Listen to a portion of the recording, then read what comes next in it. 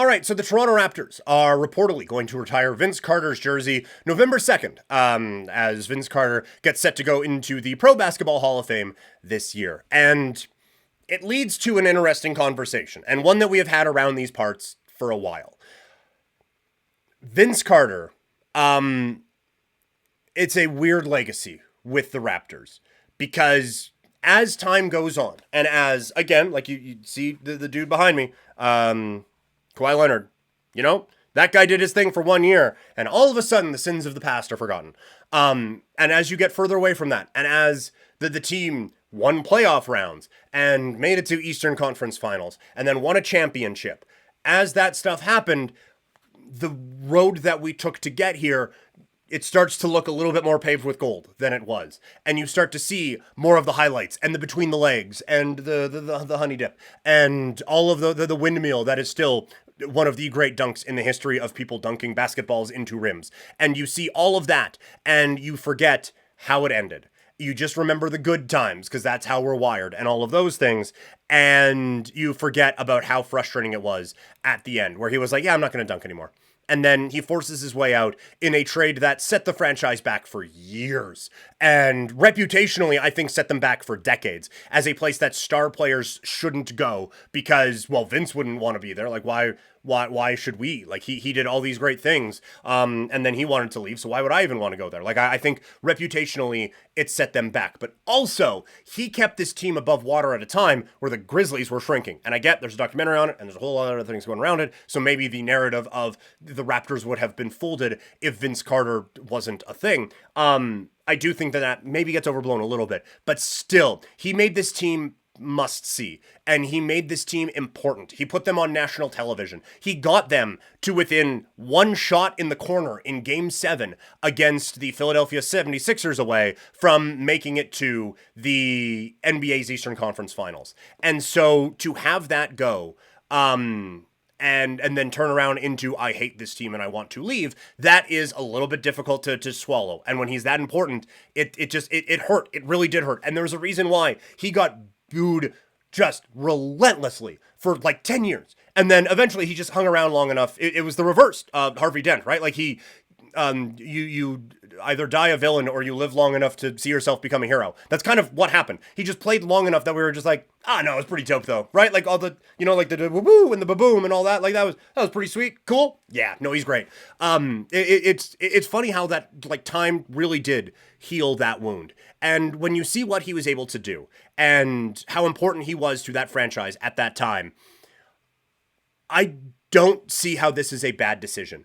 And I understand like for whatever, like this is the first jersey that you are retiring. And so you like Kyle Lowry is the greatest Raptor of all time. Given like what he did. And then, like he got this team beyond the points that Vince was able to take them to, and then to a championship. And then his performance in the championship clinching game when he scored the first 12 points on his own is the stuff of legends and cements him. It is in pen, not pencil, that he is the greatest Raptor of all time. And yes, like romantically, it would have been best if he could have had his jersey retired first. He also started his career like a decade after Vince. And Vince Carter's going in the Hall of Fame this year. And aside from like the funny Hakeem Olajuwon thing, we don't got many of those, right?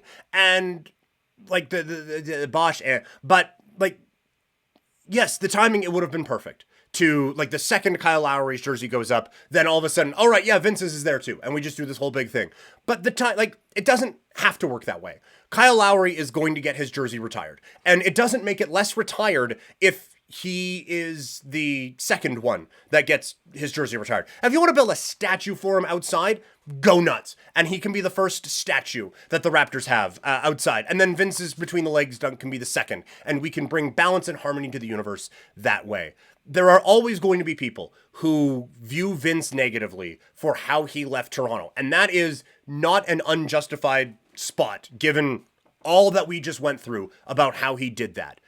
But I will say, to just ignore how important he was to this team and to ignore all that he did accomplish with this team and then to ignore what is happening with him as a basketball Hall of Famer, just so that we can wait on Kyle Lowry not playing out the string of his career, I feel like that is just trying to create a scenario that just doesn't work. That there is absolutely nothing wrong with Vince being the first jersey retired and for what he did for this Toronto Raptors franchise. So I just wanted to get that out there.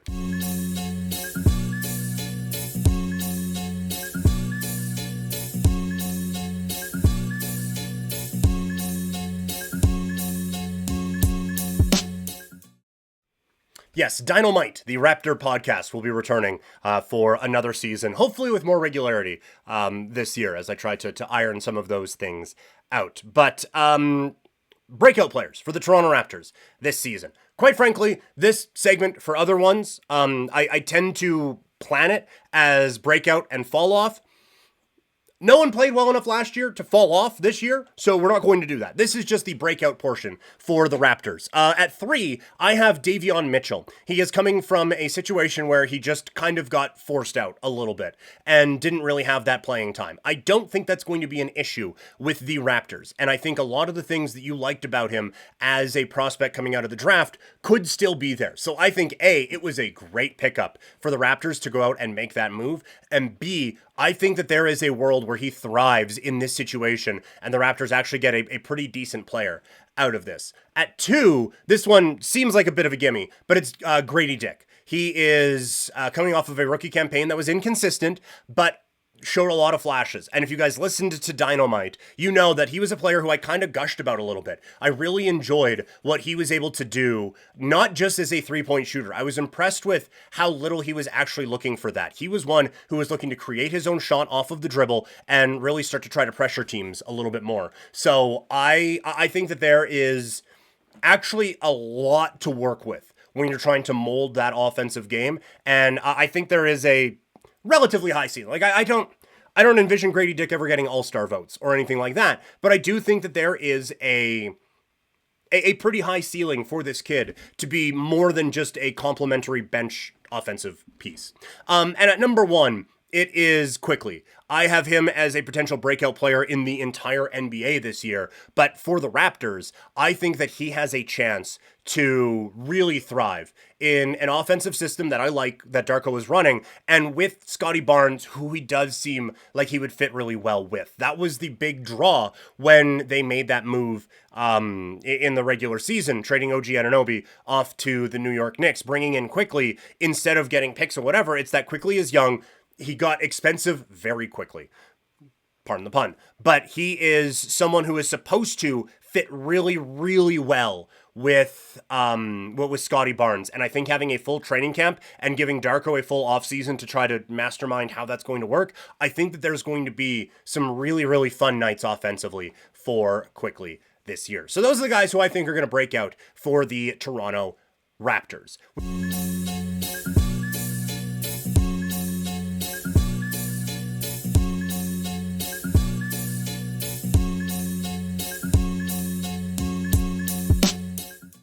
Gonna have to change that a little bit. It's not the Toronto Raptor podcast anymore, just the Toronto Raptor segments here on Couch Potato Diary. But looking at player totals today, we have gone through potential breakouts, potential X factors.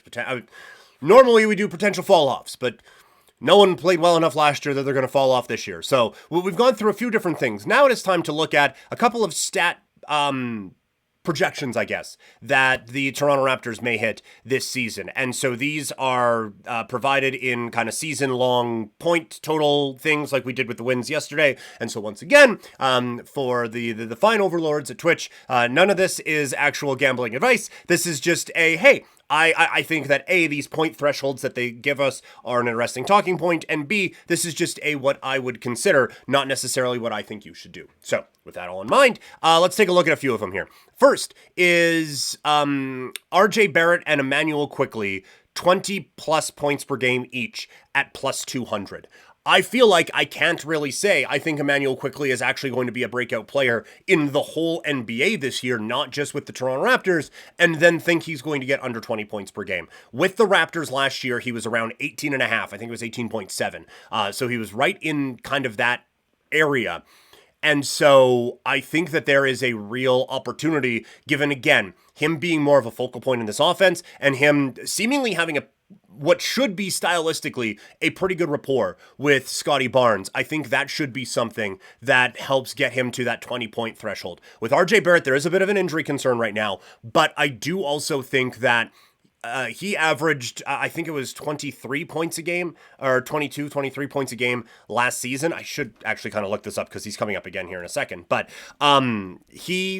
I think that he played really well with the Raptors. He was at 21.8 points a game with the Raps last season. He was at 18.2 with the Knicks. But again, there's going to be more opportunities for him to score the basketball. And coming off of an Olympics where he looked phenomenal, I do think that there might be a little bit of a boost for RJ Barrett. And so I think the only thing that can hold you back in this is an RJ Barrett injury, and I didn't look, to be perfectly honest, to see if there was he has to play X amount of games. And so if he plays 5 and averages 30, then blows his leg up, look at that, we hit. Hopefully that doesn't happen, but you know what I mean. So I think that is one, and it's sitting at plus 200 right now, where I found this. So that I think is a pretty good one to look at. I would be taking that if you were into that sort of a thing. Another one is RJ Barrett specific. He is, again, averaged 21 and a bit points per game with the Raptors. This one is saying RJ Barrett to get 23 plus points per game and 6 plus rebounds per game. He had 6.7 rebounds a game last year with the Raptors, and again,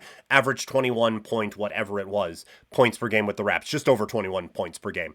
And so again, I think now there is an opportunity for him to step up into that role. Also, the one thing that concerns you about the rebounding thing is that while the Knicks had Mitchell Robinson and stuff like that, they didn't necessarily, and I guess Hartenstein as well, so they did have a couple of rebounders there.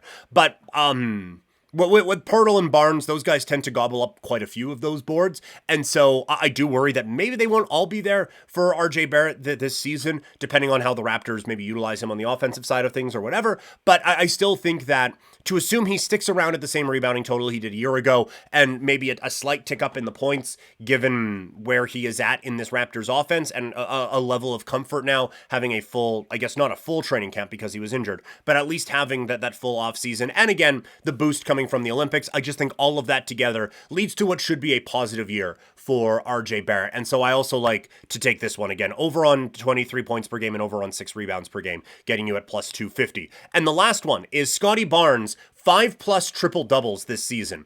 If he gets 5, we get this one. It's at plus 150. And for Scotty Barnes, he had 5 last year. And now again, we are assuming a touch of development in his game.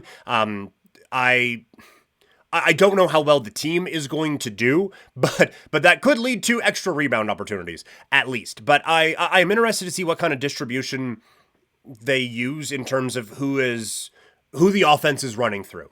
And so if it is definitely a little bit more quickly heavy with the basketball, then all of a sudden there might be a bit of an issue with us getting to that number in the assist category. But I think he is so clearly the number one scoring option on this team and has shown to be a very good rebounder. I think there are going to be enough nights that the assists are there that this is a pretty wise play at plus 150.